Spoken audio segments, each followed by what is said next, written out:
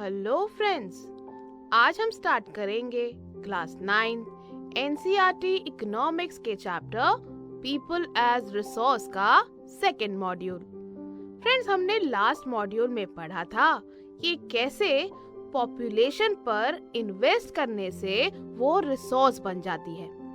इस मॉड्यूल में 2 केसेस हम आज स्टडी करेंगे, विलास और सकल के केसेस। जी हाँ, इन केसेस को लेकर हम इनको डिटेल में समझेंगे और देखेंगे कि पीपल कैसे एक प्रोडक्टिव रिसोर्स बनते हैं। How people become a productive resource, ये हम जानेंगे आज के मॉड्यूल में। तो चलिए शुरू करते हैं हमारा आज का मॉड्यूल। फ्रेंड्स, लास्ट मॉड्यूल में हमने पढ़ा था कि जब हम ह्यूमन कैपिटल में इन्वेस्ट करते हैं हेल्थ, ट्रेनिंग और एजुकेशन की फॉर्म में, तो वो भी फिजिकल कैपिटल की तरह रिटर्न देती है, हायर इनकम की फॉर्म में।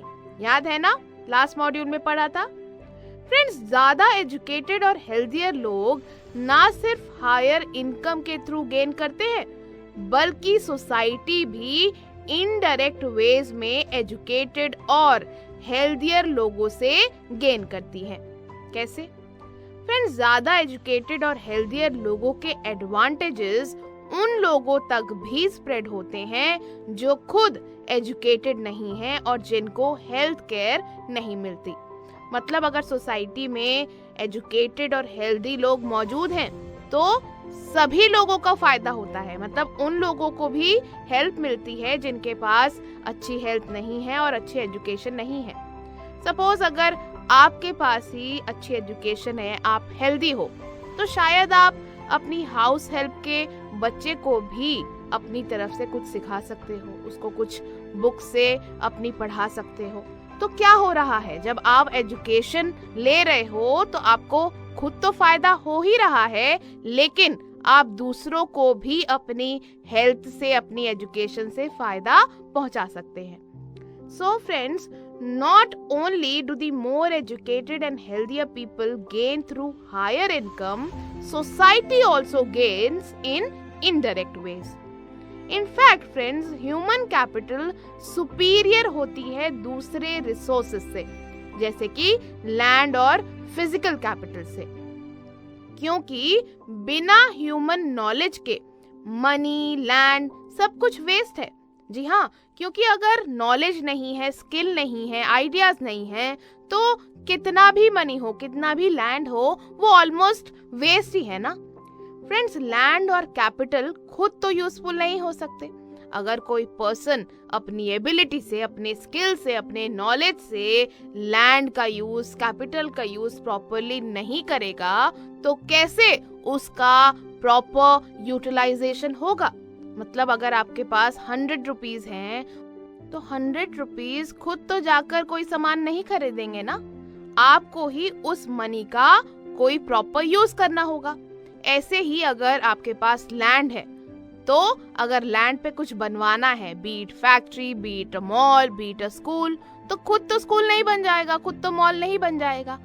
एक इंसान की, एक ग्रुप ऑफ पीपल की, कुछ लोगों की जरूरत है ऐसे लैंड और कैपिटल की यूटिलिटी को बढ़ाने की, बनाने की। So land and capital can not become useful on its own. Friends, India में बहुत डेकेड्स तक लार्ज पॉपुलेशन को लाइबिलिटी ही कंसिडर किया गया rather than an asset। जी हाँ, इंडिया में बेसिकली क्योंकि बहुत ज्यादा जनसंख्या है, बहुत ज्यादा पॉपुलेशन है, तो फ्रेंड्स लंबे समय तक लोगों की सोच यही रही कि ये जो लार्ज पॉपुलेशन है ये लाइबिलिटी है। मतलब देश के लिए कोई भी यूज नहीं है ऐसी लार्ज पॉपुलेशन का। मतलब असेट की तरह बेनिफिशियल नहीं माना गया लार्ज पॉपुलेशन को। फ्रेंड्स, बट जरूरी नहीं है कि लार्ज पॉपुलेशन लाइबिलिटी हो। लार्ज पॉपुलेशन को प्रोडक्टिव असेट भी बनाया जा सकता है। कैसे? ये हम आपको बता चुके हैं। हमने बताया था ना आपको फर्स्ट मॉड्यूल में कि लार्ज पॉपुलेशन को प्रोडक्टिव असेट भी बनाया जा सकता है ह्यूमन कैपिटल में इन्वेस्टमेंट करके।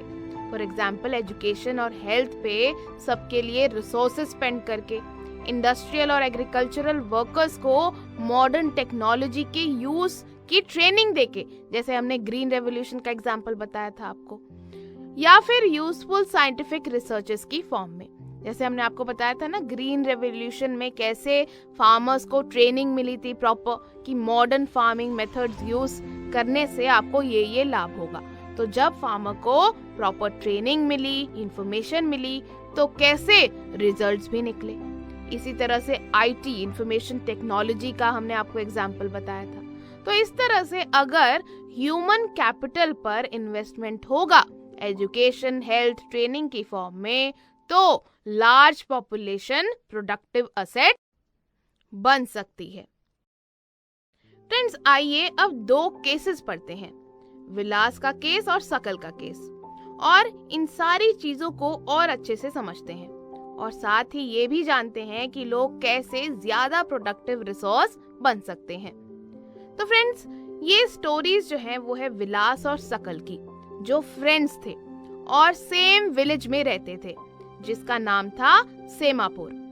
फ्रेंड्स, सकल एक 12 साल का लड़का था जिसकी मदर शीला घर का कामकाज देखती थी और फादर बूटा चौधरी एग्रीकल्चरल फील्ड में काम करते थे। यानी सकल की मदर घर का कामकाज देखती थी और उनके फादर, सकल के फादर, खेती बाड़ी करते थे। फ्रेंड्स, सकल अपनी मदर की हेल्प भी करता था घर के कामों में, साथ ही वो अपने छोटे भाई और बहन जीतू और सीतू का भी ध्यान रखता था। उसके अंकल, मतलब सकल के अंकल श्याम ने 10th के एग्जाम पास किए, बट उन्हें कोई जॉब नहीं मिली। फ्रेंड्स, सकल के पेरेंट्स जो थे बूटा चौधरी और शीला, वो बहुत ज्यादा ईगर थे कि सकल को पढ़ाया जाना चाहिए, उसको एजुकेशन मिलनी चाहिए। तो उन्होंने सकल को फोर्स किया स्कूल ज्वाइन करने के लिए। उसने अपनी पढ़ाई स्टार्ट की, सकल ने पढ़ाई शुरू करी और हायर सेकेंडरी एग्जामिनेशन पास किया। फ्रेंड्स, सकल के फादर ने उसे अपनी स्टडीज कंटिन्यू रखने के लिए परसुएट किया, मतलब सकल के पिताजी ने सकल को बोला कि अपनी पढ़ाई को आप कंटिन्यू रखो।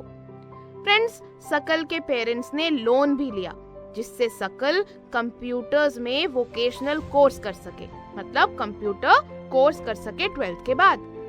फ्रेंड्स, सकल बहुत हार्ड वर्किंग था और पढ़ाई में इंटरेस्टेड तो था ही। बहुत ही एंथुजियाज्म और एनर्जी के साथ उसने कोर्स कंप्लीट किया। वो जो कंप्यूटर कोर्स उसने शुरू किया था वो उसने बहुत अच्छे से कंप्लीट किया और कुछ टाइम बाद उसको एक प्राइवेट फर्म में जॉब भी मिल गई और उसने एक न्यू सॉफ्टवेयर भी डिजाइन किया जिससे उसकी कंपनी का स्केल इंक्रीज हो गया। मतलब कंपनी को सकल ने बहुत ज्यादा फायदा पहुंचाया अपने सॉफ्टवेयर के थ्रू। सकल के बॉस ने उसके काम को एक्नॉलेज किया, बहुत अप्रिशिएट किया और उसको प्रमोट भी किया। तो फ्रेंड्स, ये तो स्टोरी थी सकल की। इस स्टोरी से हमें पता चलता है कि अगर हम एजुकेशन या ट्रेनिंग जैसी चीजों में इन्वेस्ट करें तो अर्निंग्स बढ़ा सकते हैं और साथ ही सोसाइटी में चेंज भी ला सकते हैं। साथ ही कैसे एक जो पर्सन है वो प्रोडक्टिव असेट बन सकता है, ना ही अपने और अपने फैमिली के लिए बल्कि पूरी सोसाइटी के लिए। तो फ्रेंड्स, ये तो थी सकल की स्टोरी। अब हम जानते हैं विलास के बारे में। तो फ्रेंड्स, विलास जो है वो सकल का ही फ्रेंड था। 11 साल का लड़का है विलास। विलास के फादर महेश, इनकी डेथ हो गई थी जब विलास सिर्फ 2 साल के थे। फ्रेंड्स, विलास की मदर गीता फिश सेल करके, मतलब मछली बेच करके मनी अर्न करती थी अपनी फैमिली के गुजारे के लिए। वो लैंड ओनर के पॉन्ड से फिश खरीदती थी और पास की मंडी में सेल कर देती थी। वो सिर्फ 20 से 30 रुपए तक ही अर्न कर पाती थी पूरे दिन में।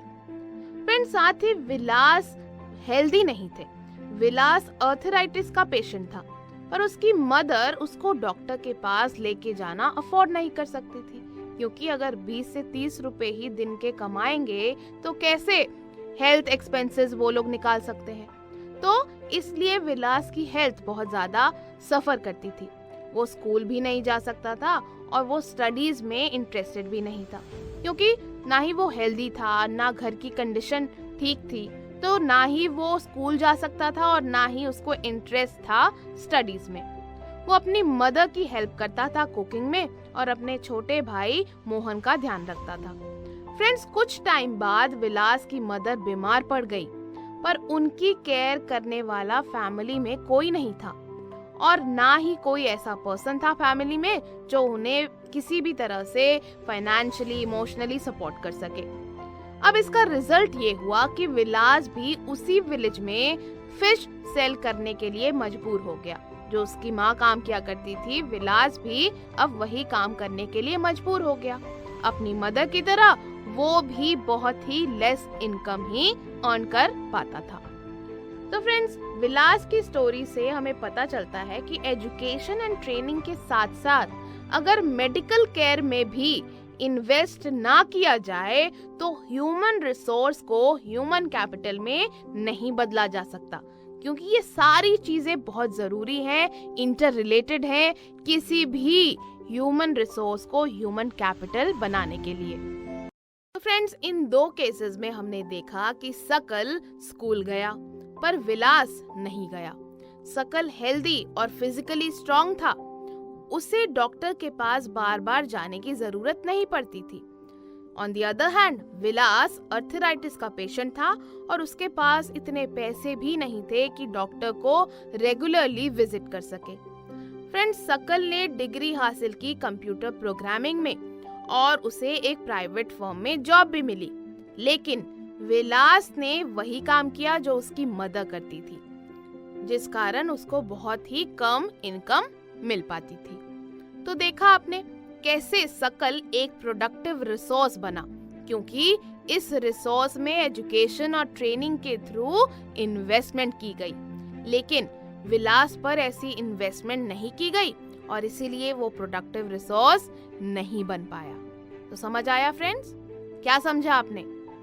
हमने यही समझा कि ज्यादा एजुकेटेड और हेल्थियर लोग ना सिर्फ हायर इनकम की फॉर्म में गेन करते हैं, बल्कि सोसाइटी भी उनसे गेन करती है इनडायरेक्ट वेज में।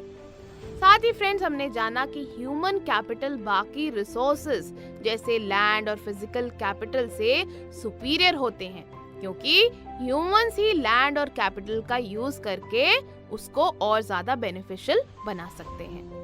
So, let us revise once again. So friends, not only do the more educated and healthier people gain through higher income, society also gains in indirect ways.